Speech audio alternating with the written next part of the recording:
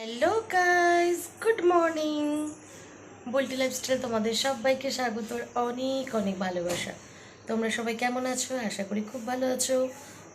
আজকে বৃহস্পতিবার, লক্ষ্মীবার, আর এখন বাজে সকাল 7টা মতো বাজে। উঠেছি অনেকটা ভোরেই, উঠে স্নান মানে বাসি কাজ সেরে স্নান করে নিয়েছি। আর আজকে হলো একটা স্পেশাল দিন, সেটা বলি। সেটা হচ্ছে আজকের দিনে আমার বাবু হয়েছিল, তো আজকে ওর জন্মদিন। তোমরা যারা ব্লগটা দেখছো তারা সবাই প্লিজ প্লিজ প্লিজ আমার বাবুকে উইশ করো, আর আমার বাবুকে অনেক অনেক অনেক আশীর্বাদ করো। ও যেন খুব ভালো থাকে, খুব ভালো একটা মনের মানুষ হয়, মানুষের মতো মানুষ হয়, আর জীবনে যেন প্রতিষ্ঠিত হয়, সবার পাশে দাঁড়ায়, সবার কষ্ট বোঝে, দুঃখ বোঝে।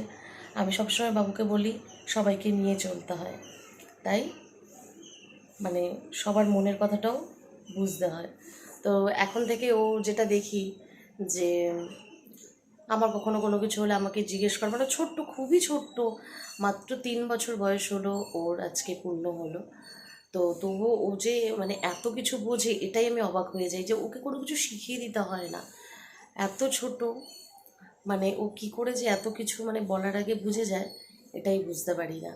মানে আমার মনের কিছু কিছু কথা যেন ও আগেই, মানে আমি যদি একটু বসে থেকে বুঝে যাই যে আমার মনটা খারাপ হচ্ছে একটু।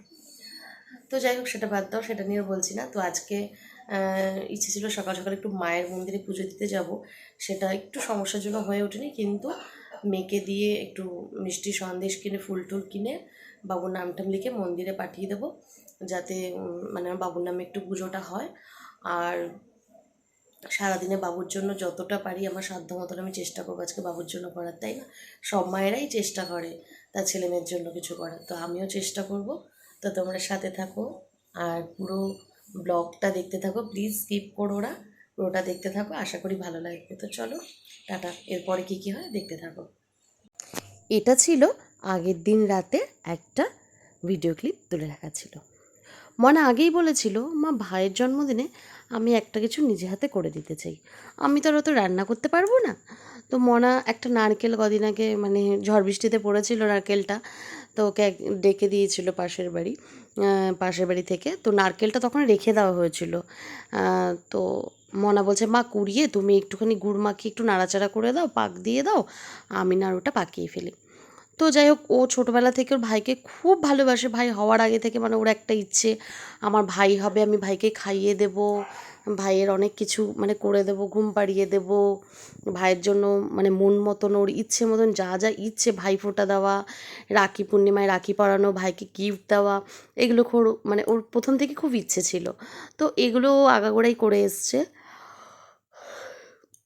এখনও করছে, আগামী দিনেও হয়তো করবে আশা রাখছি।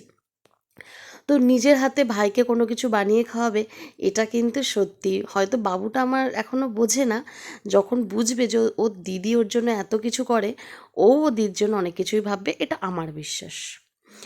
আর এই ভাই বোনের দুজনের এই বন্ডিংটা সারা জীবন থেকে যাক, এটাই চাই। এখনকার দিনে কারোর সাথে কারোর আর সেইভাবে না সম্পর্ক থাকে না, তাই না বলো? তো যাই হোক, এই জন্মদিনে আজকে মানে আমার বাবুর জন্য স্পেশাল মেনু, সেটা হচ্ছে কি কি বলে দিই। প্রথমেই দেখো, যেটা আমাদের বাঙালি মতে নিয়ম, যে ডাল ভাত, 5 রকম ভাজা, মাছ ভাজা, শাক ভাজা, 5 রকম 5টা মিষ্টি, দই, তারপরে মাছের ঝোল।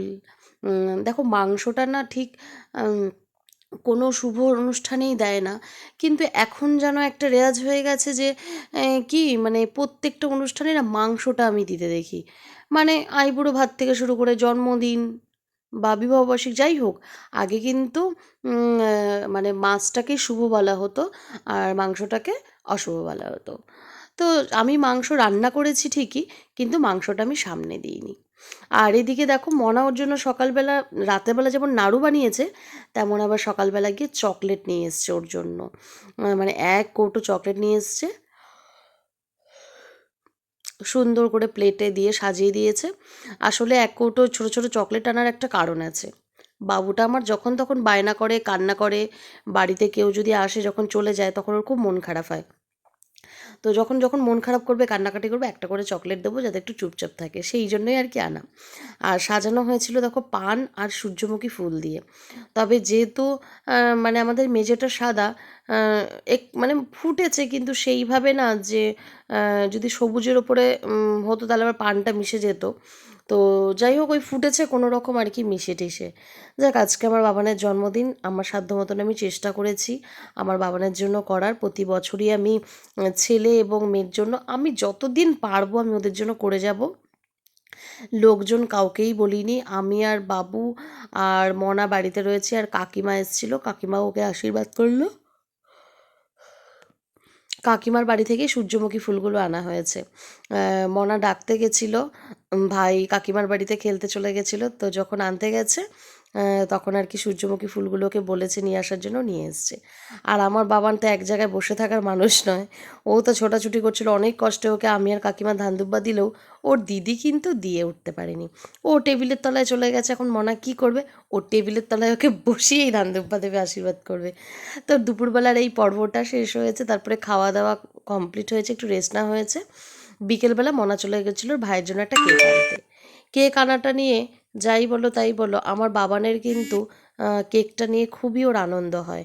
মানে ও নিজেরটা নিজেই বলে হ্যাপি ডে টু ইউ, এরকম একটা ব্যাপার, মানে হ্যাপি বার্থডে টু এরকম এখনও বলতে পারে না, তো বলছে হ্যাপি ডে টু ইউ এরকম বলছিল। তো যাক, ওর আনন্দই আমার আনন্দ। ও কেক কেটে নিজে নিজে খাবে কি করবে মানে দিশা পাচ্ছিল না। তো আশেপাশ থেকে দুটো বাচ্চা ডেকে আনা হয়েছিল, ওদেরকে একটু কেক দেবো, আর লুচি করেছি, মাংস করেছি, লুচি মাংস খাওয়াবো। তো এই ছিল আজকের মেনু। আর আজকের ব্লগটা তোমাদের কেমন লাগলো অবশ্যই জানিও। ভালো লাগলে একটা লাইক কমেন্ট শেয়ার করে দিও। আর পুরো ডেকোরেশনটাই কিন্তু আমার মনা করেছে। যাই হোক, তোমরা ওকে আশীর্বাদ করো, ও যেন খুব ভালো থাকে, মানুষের মতো মানুষ হয়, এটুকুই তোমাদের কাছ থেকে আশা করি। আর আবার দেখা হচ্ছে নতুন একটা ব্লগে, ততক্ষণে যেন তোমরা সবাই ভালো থেকো, সুস্থ থেকো, সাবধানে থেকো। টাটা, বাই, শুভরাত্রি।